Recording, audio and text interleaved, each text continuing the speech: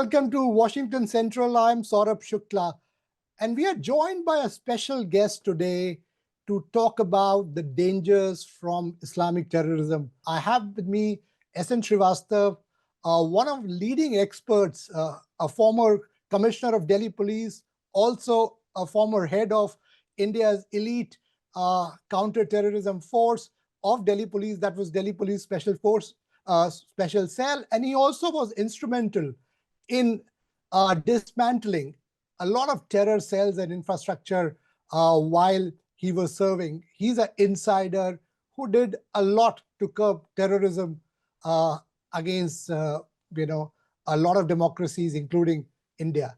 Welcome to the podcast, Mr. Srivastava. Thank you. Thank you. Let me get the ball rolling. Talk to our viewers during your interrogation with a lot of Islamic terrorists that you arrested and caught. What was the motivation which really motivated them to these heinous terrorist attacks? Surprisingly, in majority of the terrorists that I would like to call them as a terrorist, they had no personal experience of being slighted or any injustice done to them.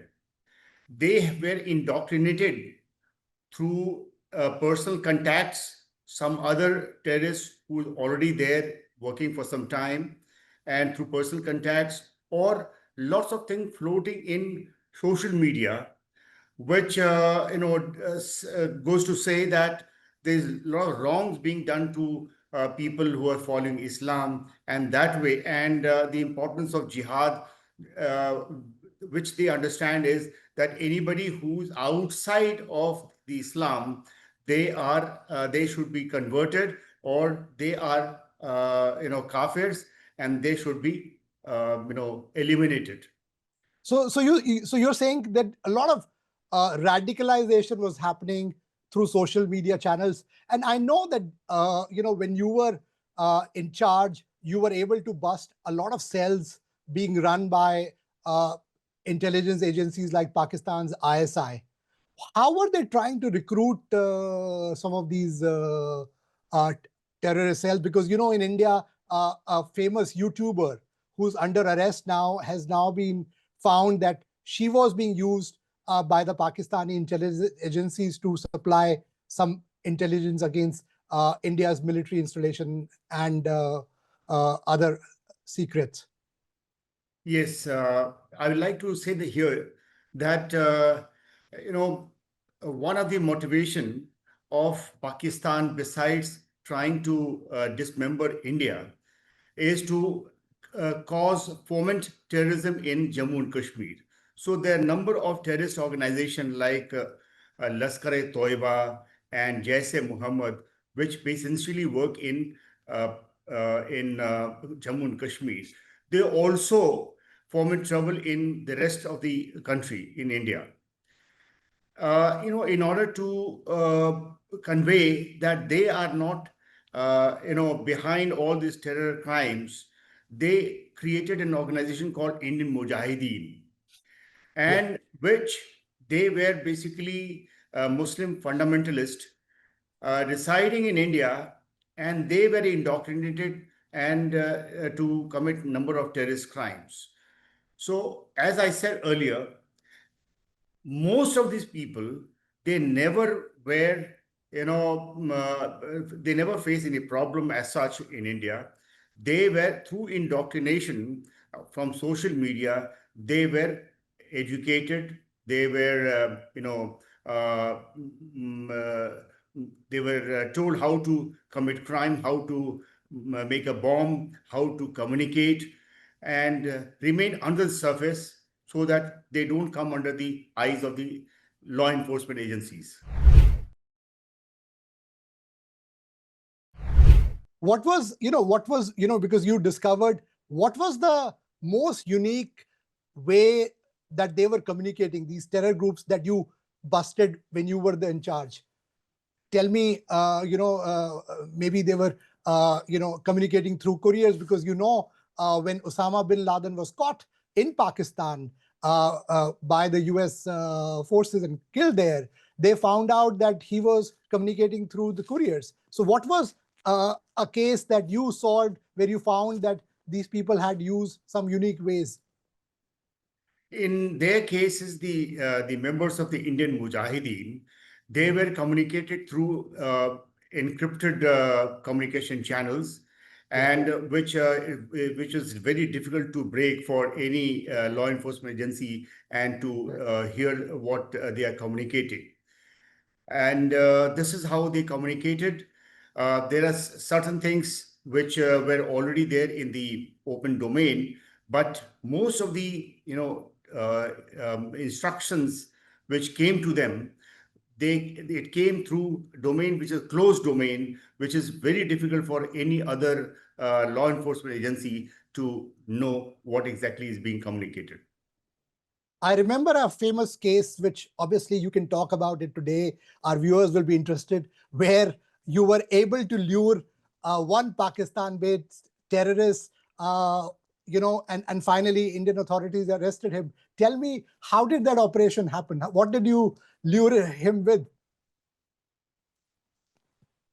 You see, what happens, these are all the secrets, I mean, which should remain within the organizations, because, when we work with multiple agencies who are working in the same field.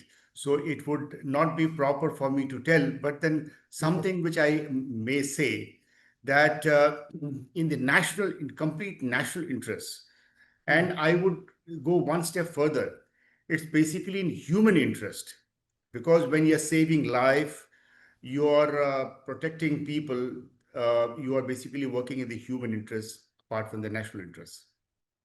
What was, what We was, were able, yeah, to, in that case, use certain groups which were inimical to the people of Indian Mujahideen, the people belonging to Indian Mujahideen, and we use them to get information about the members of Indian Mujahideen outside the country.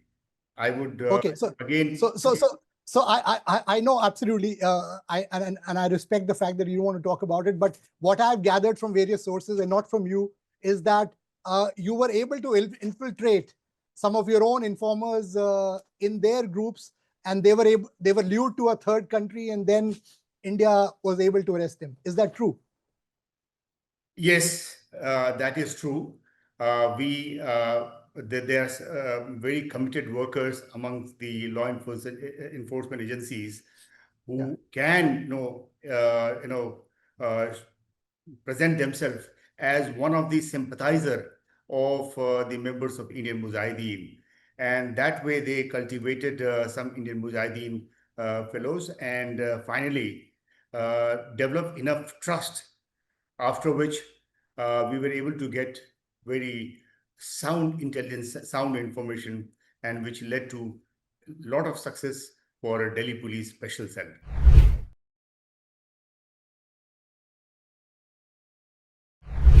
Yeah. I also recall, Mr. Srivastav, that before your time, there were a lot of terror attacks, but you made sure with your strategies by having a set of informers that uh, major terror attacks were prevented. Talk us through what was in your mind. I know about one particular incident that we were barely close, very, very close to having a terror attack in Delhi, and you were able to prevent it just in the nick of time. What really happened? How close were we?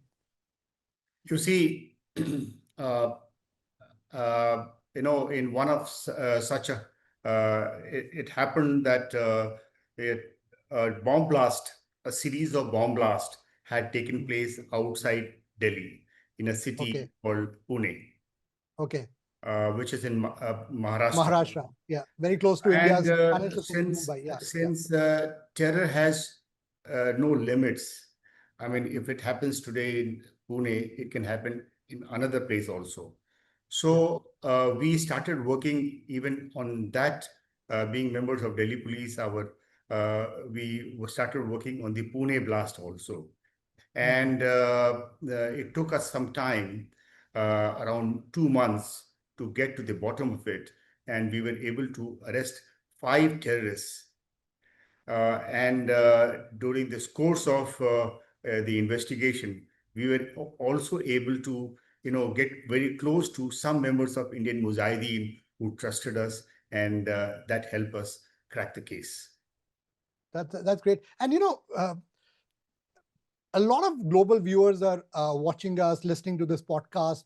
I know that's a dilemma that every law enforcement agency across the globe, whether it's FBI in the US or in India, uh, faces, that you don't know. It's an unknown terrorist which is hiding somewhere, and you don't know in amongst millions of people. How do you detect? Because again, they have to be successful once. You have to be on hair trigger alert all the times. So, what was the most difficult moment for you as uh, you know, a crusader against terrorism? How close were you, and where you felt that your people really busted a terror module just before they were about to commit a terror attack?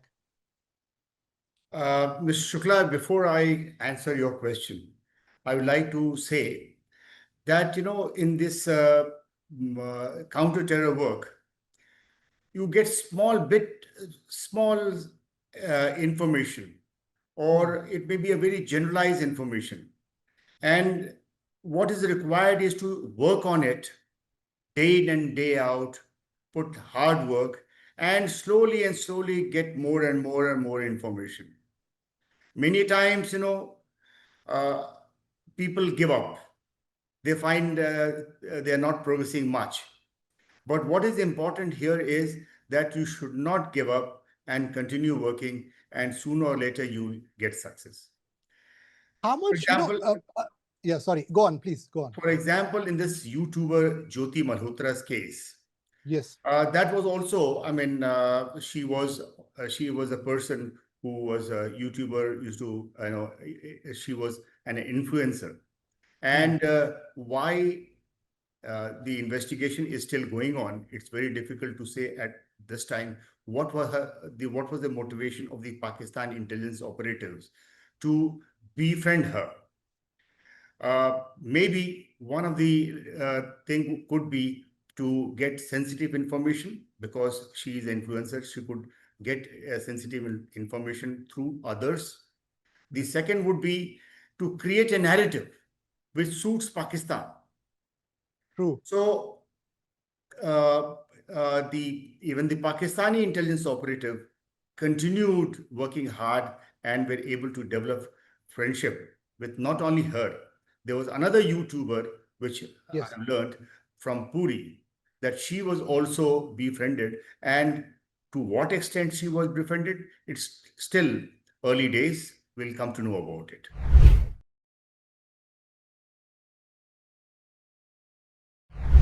But did you find when you were investigating some of these cases that they were using honey traps, they were trying to lure, or they were using some of their operatives to create this whole, uh, I would say that romantic liaison, so to say, to recruit them?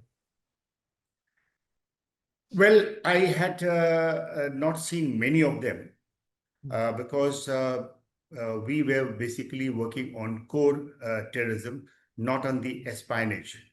So these basically happen, the honey trap, etc., generally happens when you are Hmm. investigating cases of espionage, Right. which Right. are the domain of some other agencies. Yeah.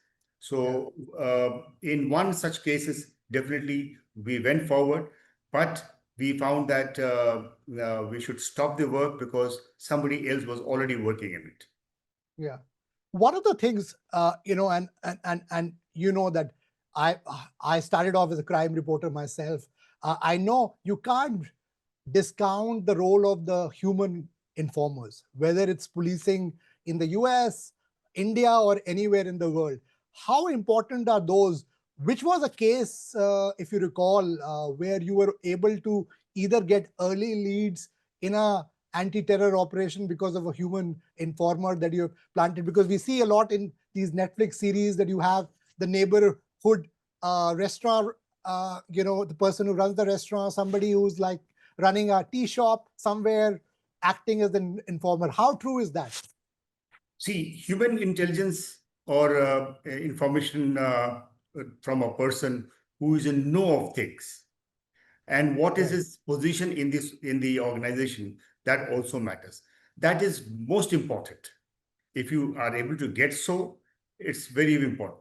But it's very difficult to befriend a person, because Yeah. that requires sustained work.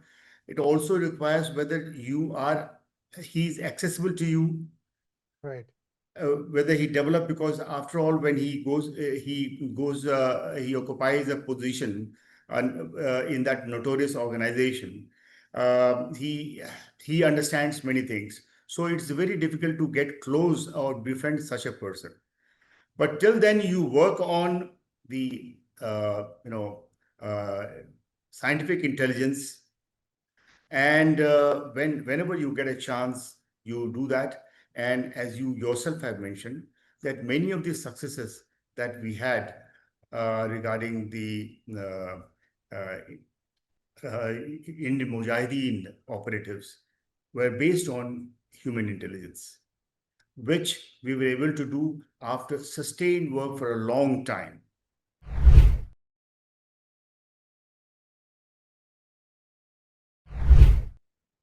And how important was your collaboration with other, whether it's other police forces? Because sometimes, it's also said that there is also a rivalry of sorts between various organizations, either to take credit or they don't want to give away because, that case can be their trophy. And we see this all the time in different series. It's been depicted in movies. How true is that? Is that a challenge sometimes? See, that is a human weakness. And if you can control your weakness and make it a strength, it helps, because nobody alone knows everything. So you have to collaborate, you have to work together, and after all, the national interest is paramount. So there were occasions, but then we would be able to speak to each other, thrash the differences, and work together, and that led to good results. Yeah. And you were asking one question, just Yeah. Yeah. I remembered. You were asking, about terror attacks in Delhi. Prior to me joining as Special Commissioner of Delhi Police Special Cell, Yeah. till 2012, there were attacks in Delhi and India. But with the sustained work that we started in 2012, those terror attacks were controlled. And in fact, I am happy to say that Indian Mujahideen organization that vanished. I mean, that was dismantled. And ever since then, there were no terror attacks in the Indian heartland from this organization. Absolutely. And one more thing, again, I know that you are somebody who's very, very reclusive, doesn't speak too much on operations, but I do know from informed sources, one of the key operations, I think, where you also played a role was that we almost got one of the most, the biggest global fugitive, Dawood Ibrahim. We almost got him out of where he was hiding in Pakistan. Is that true that at the last minute something happened and he was tipped off? Well, Dawood Ibrahim is still alive, still in Pakistan. Yeah. I don't know what his health, but he is continuing to do whatever he does. So, well, uh, uh, can't say it right now because Yeah. of these works. Uh, Let us not reveal Yeah. Yeah. the successes No, and I'm not failures asking. as it happens. I'll rephrase it, and I know your smile can give away a lot of things. But we did have a very successful operation which almost got India its the most important fugitive. But hopefully, I agree. I respect what you're saying. But just to wind up, how much do you say is the role of people, common people? Because I know when you were commissioner as well, and they were, and through media, and we also always feel that we need to cooperate with the law enforcement wherever it is, because we are all fighting against this unknown enemy which poses threat to all democracies. How much do you say is the role of every citizen across the globe to report, to see, uh, and what is a telltale sign you think which people should report if there is anything suspicious going on around them? Their contribution is huge. I mean, they can contribute in a huge manner. Uh, you see, all depends on how you communicate with them, how you inform them your expectations, because they are the people among whom the terrorists are hiding.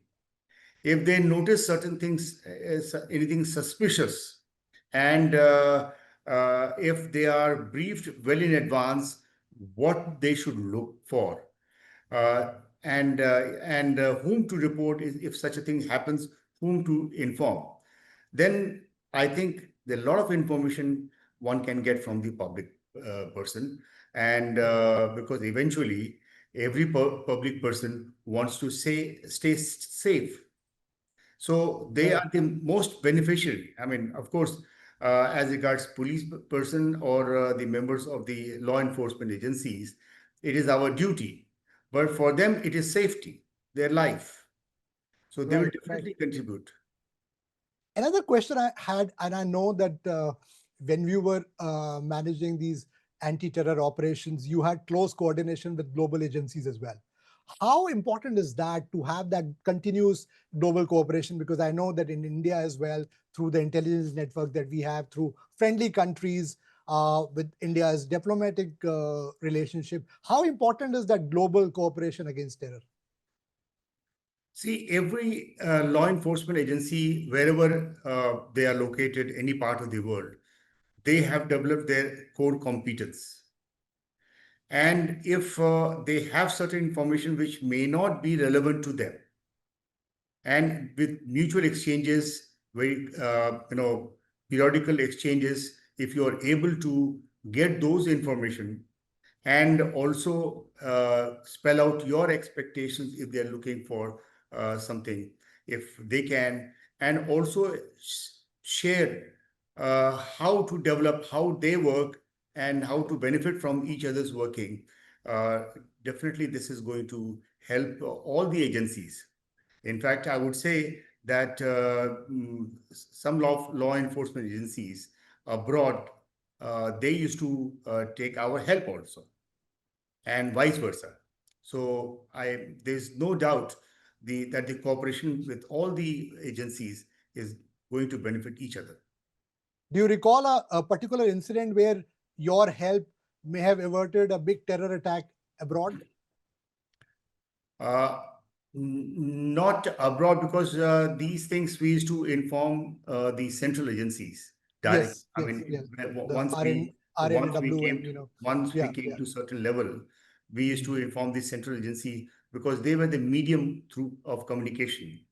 Right, But there were a number of such things, exchanges that we had done within the country itself, because we were able to prevent lots of terror crime. We are able to prevent lots of, murders, etc., through exchanges of information. right. So there, I know you are. Yeah, sorry. Go on. Yeah, you were saying something. Please complete. there it helped. I Yeah. can, yes.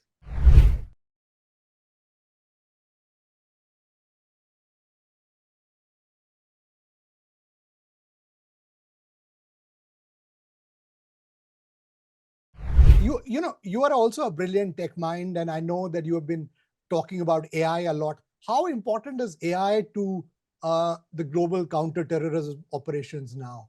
Do you think that has given an edge of sorts? Because to give you guys a tool where you can analyze the data very fast, make sure that all the keywords, that traffic that's flowing, even on dark web, that has been monitored real time?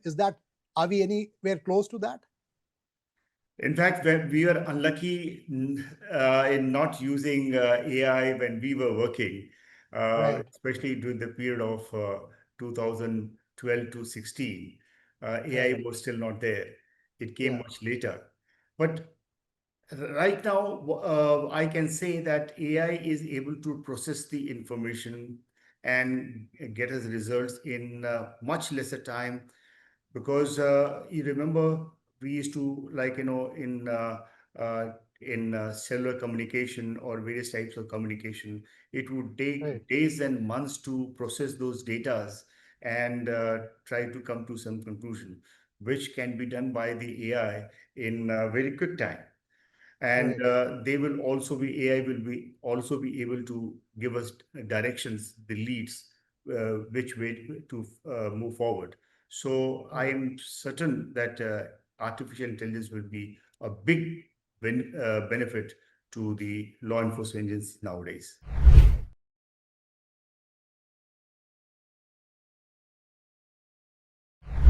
One last question before I wind this podcast. Pakistan is considered a global epicenter of terrorism when I speak, and every major terror attack across the globe has had a Pakistan connection. Whether Osama bin Laden was caught there, Khalid Sheikh Mohammed was caught there. Why is that? According to your investigations, your interrogation uh, with these terror groups, why has Pakistan become a safe haven for terrorism and continues to do so? It is in the DNA. It is there in their DNA. They do like this.